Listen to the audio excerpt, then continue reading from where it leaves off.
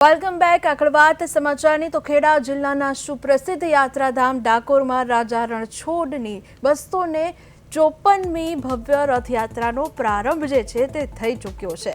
કાળિયા ઠાકોર પરંપરાગત રીતે કલાત્મક ચાંદીના રથ પર વિરાજમાન થઈને નગરચર્યાએ નીકળ્યા છે।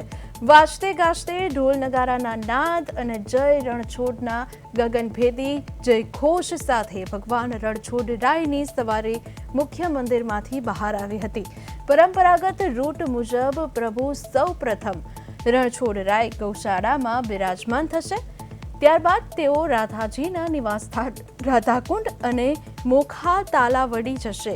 ત્યાંથી આગળ પોતાની વહાલી ગાયોને મળવા ગાયોના વાડા રણછોડપુરા સ્થિત પગલા મંદિર પર અને કેવડેશ્વર મહાદેવ થઈ માખણિયા આરા પહોંચશે।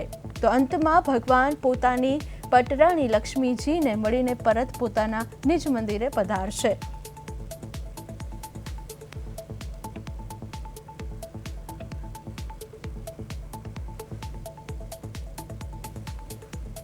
श्री ठाकुरजीनी 254મી रथयात्रा आज पुष्य नक्षत्र उत्तम दिवस અને ઠાકોરજી આજે નગરચર્યાએ નીકળ્યા છે।